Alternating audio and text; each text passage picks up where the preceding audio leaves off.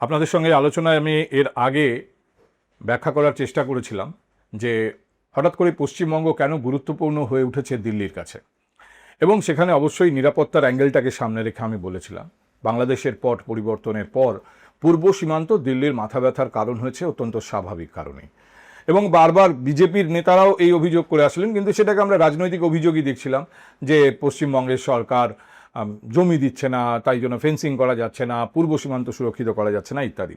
কিন্তু একটা যে নিরাপত্তাজনিত ঝুঁকির জায়গা ছিল তাতে কোনো সন্দেহ নেই। ফলে বিভিন্ন ডিটেকটিভ এজেন্সিগুলো আমাদের ভারত সরকারের তারা অত্যন্ত অ্যাক্টিভলি এই পূর্ব সীমান্তে কাজ করছিল। কিন্তু একটা অর্থনৈতিক দিকও আছে, সেটা আরও স্পষ্টতর হচ্ছে ক্রমশ। আমার কাছে এটা আরও স্পষ্টতর হয়েছে প্রধানমন্ত্রীর অর্থনৈতিক উপদেষ্টা মণ্ডলীর অন্যতম সদস্য সঞ্জীব সান্যাল বৃহস্পতিবার ন্যাশনাল স্টক এক্সচেঞ্জে একটি প্রেজেন্টেশন দিয়েছেন। সেখানে তিনি যেভাবে ভারতের অর্থনীতিকে ব্যাখ্যা করেছেন এবং ভারতের অর্থনীতির উন্নয়নে পূর্ব ভারতের গুরুত্ব ব্যাখ্যা করেছেন, কলকাতার গুরুত্ব ব্যাখ্যা করেছেন, তাতে এটা বোঝা যাচ্ছে যে দেশের অর্থনৈতিক উন্নয়নেও পূর্ব ভারতকে একটা অন্য মাত্রায় রাখতে চাইছে দিল্লি।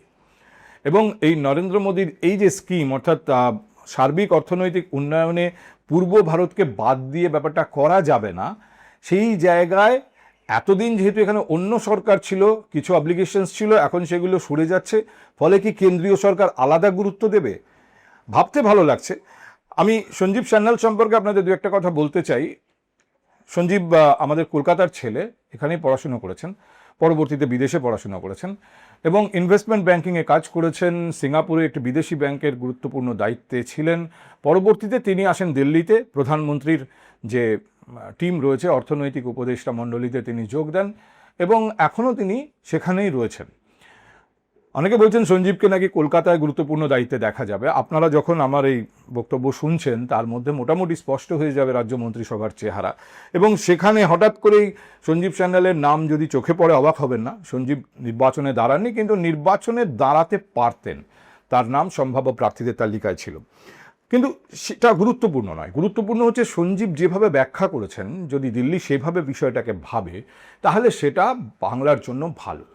কারণ সঞ্জীব তার প্রেজেন্টেশনে দেখিয়েছেন, এই প্রেজেন্টেশন ইউটিউবে আছে, দরকার হলে আপনারা দেখে নিতে পারেন, যে এই যে পূর্ব এবং পশ্চিমের বৈষম্য, অর্থনৈতিক বৈষম্য, আর্থিক বৈষম্য, এটা ভারতবর্ষে খুব প্রকট। এটা অবশ্য বৈশ্বিক ব্যাপার, মানে সারা পৃথিবীতেও যদি দেখেন যে ওয়েস্টার্ন ওয়ার্ল্ড আর ইস্টার্ন ওয়ার্ল্ডের মধ্যে একটা আর্থিক বৈষম্য আছে, ক্রমশ সেটা কমছে, যদিও প্রাচীনকালের ছবিটা সম্পূর্ণ অন্য ছিল। ঠিক একই রকম ভারতবর্ষেও। আবার খুব বেশি অতীতে যাওয়ার দরকার নেই, স্বাধীনতার সময় বা পরবর্তী 60s যদি দেখেন, তখনও কলকাতার অবস্থান বা পূর্ব ভারতের অবস্থান ভারতের আর্থিক মানচিত্রে এতটাই গুরুত্বপূর্ণ ছিল যা আজকের দিনে আমরা ভাবতেই পারি না। অন্যান্য যারা টপ 5-এ ছিল তারা তাদের অস্তিত্ব কিছুটা হলেও টিকিয়ে রাখতে পেরেছে, কিন্তু পশ্চিমবঙ্গ তলিয়ে গেছে। এবার এর কারণও তিনি ওই প্রেজেন্টেশনে ব্যাখ্যা করেছেন। কিন্তু আমি অতীত নিয়ে আগ্রহী নই। সঞ্জীবের এই প্রেজেন্টেশনের মধ্যে রয়েছে যে তারা মনে করছেন, তিনি মনে করছেন, এটা তার প্রেজেন্টেশন, যে একটা আরবান ইঞ্জিন পূর্ব ভারতে দরকার, যে আরবান ইকোনমিক ইঞ্জিন পূর্ব ভারতের আর্থিক উন্নতিকে ত্বরান্বিত করবে এবং তা গোটা ভারতকেই বেনিফিটেড করবে। এই আরবান ইঞ্জিন হওয়ার জন্য সঞ্জীব সান্যালের মতে সবথেকে আইডিয়াল জায়গা কলকাতা। দেখুন, প্রাচীনকালে যখন সাহিত্য, কোনো সভ্যতা কোনো প্রাচীনকালে বিকশিত হয়েছে, দেখবেন নদীর ধারে হয়েছে। কারণ যে কোনো কিছু বিকশিত হতে গেলে তার যে রিকোয়ার্ড র মেটেরিয়াল, সেইগুলো থাকলেই ওটা বিকশিত হতে পারে। অর্থাৎ একটা সভ্যতা বিকশিত হতে গেলে জল দরকার, মানুষ জল ছাড়া তো বাঁচতে পারবে না, কৃষির জন্য জল দরকার, ফলে নদীর কাছাকাছি হওয়াই স্বাভাবিক। সব প্রাচীন সভ্যতা নদীর ধারে। ধরুন কোনো একটা বড় স্টিল ফ্যাক্টরি এমন জায়গায় তৈরি হতে হবে যে সেখানে প্রয়োজনীয় কয়লা সহজে পাওয়া যেতে হবে, প্রয়োজনীয় জল সহজে পাওয়া যেতে হবে, এবং স্টিল আকরিক, অর্থাৎ যেখান থেকে স্টিল তৈরি হবে, লোহা তৈরি হবে, সে আকরিক সহজে পাওয়া যেতে হবে, তবেই তো সেখানে তৈরি হবে। কলকাতা যে আর্থিকভাবে একটা বড় ইঞ্জিন হতে পারে, এটা তো প্রাচীনকাল থেকে প্রমাণিত।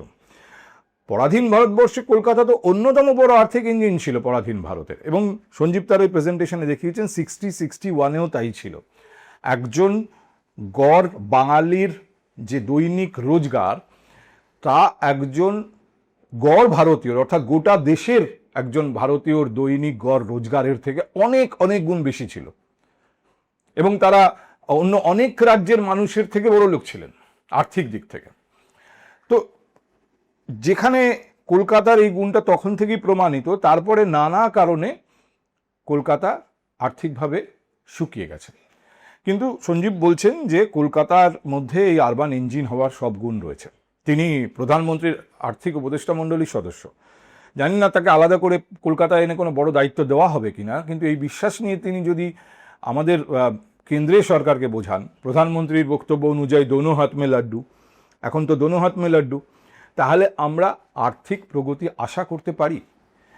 দেখুন, আশা তো করতে ইচ্ছেই করে, কোনো একটা সরকার এখনো দায়িত্ব নেয়নি, ফলে এখনই সেই সরকার এটা পারলো না ওটা করলো না বলার তো কোনো কাজের কথা নয়, বরং আমাদের আশা করা উচিত যে এই সরকার অনেক কিছু করবে।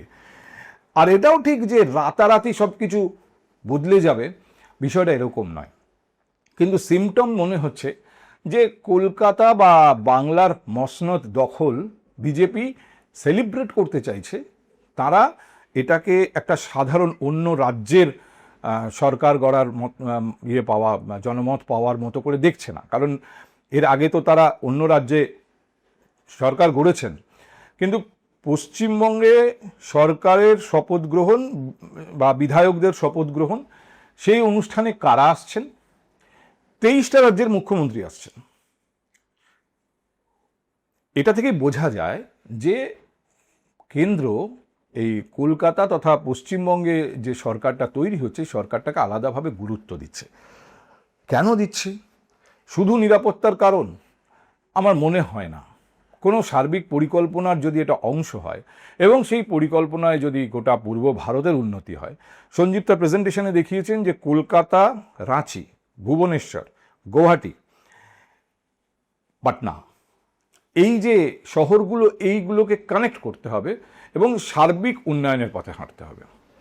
একটা কথা আপনাদের আমি যদি বলি, আমি কিন্তু কোনো দলের হয়ে কোনো রাজনৈতিক উদ্দেশ্যে কথা বলছি না, কিন্তু সার্বিক আমার পর্যবেক্ষণ হচ্ছে, ধরুন স্বাধীনতার পর থেকে 7 দশকের বেশি মুখ্যত কংগ্রেস কেন্দ্রে সরকার চালিয়েছে, বেশিরভাগ জায়গাতে রাজ্যতেও কংগ্রেসের সরকার ছিল, পশ্চিমবঙ্গেও প্রথম দিকে কংগ্রেসের সরকার ছিল, পরবর্তীতে বামপন্থীরা এবং তারপর তৃণমূল কংগ্রেস। এই যে কংগ্রেসের সরকার, মাঝখানে কিছু এক্সেপশন বাদ দিলে, এই কংগ্রেসের সরকার কি ভারতবর্ষের জন্য ভালো কিছু করেনি? অনেক কিছু করেছে। নবরত্ন তৈরি হয়েছে, অর্থাৎ ইন্ডাস্ট্রিয়াল ডেভেলপমেন্ট হয়েছে, আইআইটিগুলো তৈরি হয়েছে, অনেক কিছু হয়েছে। রাজীব গান্ধীর হাত ধরে টেলিকম রেভলিউশন হয়েছে, মারুতির মতো কোম্পানি তৈরি হয়েছে, নরসিমহা রাও, মনমোহন সিংয়ের হাত ধরে ভারত মুক্ত অর্থনীতির অঙ্গ হয়েছে। এগুলো ভারতকে অনেক এগিয়ে দিয়েছে। কিন্তু যদি দেখেন পরিকাঠামোগত দিক, বিশেষ করে সীমান্ত অঞ্চলগুলোর পরিকাঠামো উন্নয়ন, এই সমস্ত জায়গায় কখনো কেন্দ্র গুরুত্ব দেয়নি।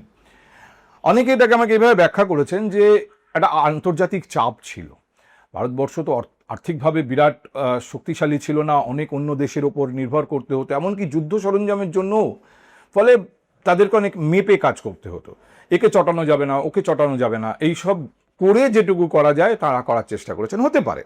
কিন্তু দ্য ফ্যাক্ট ইজ করা হয়নি। অরুণাচল পর্যন্ত যে রোড তৈরি করা, রেল তৈরি করার কথা ভাবা হয়নি। গৌহাটি থেকে উত্তর ভারতের আর কোথাও কোনো রেল লাইন এগোয় না, বছরের পর বছর, দশকের পর দশক। ভাবাই হয় না যে জম্মু থেকে কাশ্মীর পর্যন্ত রেলে কানেক্ট করা দরকার। এই যে ঘাটতিগুলো ছিল, এই ঘাটতিগুলো কিন্তু অস্বীকার করা যায় না। এই ঘাটতিগুলো পূরণ হয়েছে। আমাদের এখানে পশ্চিমবঙ্গ কিন্তু সীমান্তবর্তী রাজ্য, দীর্ঘ সীমান্ত, আজকে নয় বাংলাদেশ, একটা সময় তো এটা পূর্ব পাকিস্তান ছিল। এই সীমান্তবর্তী অঞ্চলে পরিকাঠামো উন্নয়ন, এই সীমান্তবর্তী অঞ্চলের লজিস্টিক বাড়ানো, খুব দ্রুত প্রয়োজনে সেখানে রসদ, সেনা ইত্যাদি পৌঁছানোর ব্যবস্থা করা। এই যে অরুণাচলে বলা হয় চীন ঢুকে এসছে, আমাদের জায়গা দখল করে নিয়েছে, চীনের সঙ্গে ভারত এখনো পর্যন্ত অত কমফোর্টেবল নয় কেন চোখে চোখ রেখে কথা বলতে? চীনের সঙ্গে ভারতের যে সীমান্ত, সেখানে যত দ্রুত চীন সেনা সমাবেশ করতে পারবে, অস্ত্র নিয়ে আসতে পারবে, যুদ্ধ বিমান কাজে লাগাতে পারবে, ভারতের পরিকাঠামো তার কাছাকাছি নেই। ভারতের সুযোগ ছিল, ভারত প্রথম থেকে করলে চীনের অনেক আগে থেকেই ভারত এসব করতে পারত, কিন্তু ভারতের সরকার সেসব করেনি। আজকে যখন আমরা শুরু করেছি তখন ইতিমধ্যেই অনেক দেরি হয়ে গেছে, ফলে তাদের সঙ্গে তুলনা করার মতো পরিকাঠামোয় পৌঁছতে আমাদের সময় লাগবে। আর সেই জন্যেই সম্ভবত ওখানে আমরা এখনও দুর্বল। যে ধরুন কাশ্মীরে এখন ট্রেনে করে চলে যাওয়া যায়, এটা তো এই কয়েক বছরের চিন্তা ভাবনা। তার আগের সরকার চাইলে কি পারতেন না, কিন্তু তারা করেননি। নানা আলোচনা বিতর্ক হতে পারে কেন করেননি। তো যাই হোক, যদি এই চিন্তাভাবনা এখন হয় এবং বর্তমান কেন্দ্রের সরকার যদি এইভাবে চিন্তাভাবনা করেন, তাহলে তাদের কাছে পূর্ব ভারতের অন্যতম গুরুত্বপূর্ণ জায়গা পশ্চিমবঙ্গ, অন্যতম গুরুত্বপূর্ণ শহর কলকাতা নিঃসন্দেহে অত্যন্ত গুরুত্বপূর্ণ হওয়া উচিত। এবং যদি তৎপরতার সঙ্গে কাজ হয়, তাহলে পশ্চিমবঙ্গের অতীতটা যদি দেখেন, যখন কংগ্রেসও ছিল, কংগ্রেস ডানপন্থী দল হলেও তাদের মধ্যে অনেক বামপন্থী গুণ ছিল, বামপন্থী চিন্তা ভাবনা ছিল, এমনকি জওহরলাল নেহরু থেকেও। এটা নিয়ে আলাদা আলোচনা করা যেতে পারে, এটা তাত্ত্বিক বিষয়। কিন্তু তারপরে তো বামপন্থীরাই 34 বছর এখানে ক্ষমতায় কাটিয়েছে। তৃণমূল কংগ্রেস অনেক কিছু, এমনকি তাদের ইকোনমিক পলিসি বামপন্থীদের কাছ থেকেই নিয়েছে। এই প্রথম একেবারে ডানপন্থী, শুধু ডানপন্থী নয়, তারা বলেন যে তাদের চিন্তাভাবনায় ভারতীয়, প্রাচীন ভারতীয় চিন্তা ভাবনা করে পরিকাঠামো বলুন, পরিকল্পনা বলুন, আর্থিক পরিকল্পনা বলুন, যারা এগোতে চান, তারা পশ্চিমবঙ্গ সরকার তৈরি করছেন। এই সরকার পশ্চিমবঙ্গের জন্য আদৌ কতটা আশীর্বাদ স্বরূপ নাকি বজ্রারম্ভে লঘুক্রিয়া, আমার ধারণা একটা যদি অতিরিক্ত তৎপরতা থাকে এদের নিজেদের প্রমাণ করার, 1-1.5 বছরের মধ্যেই সেটা প্রমাণিত হবে।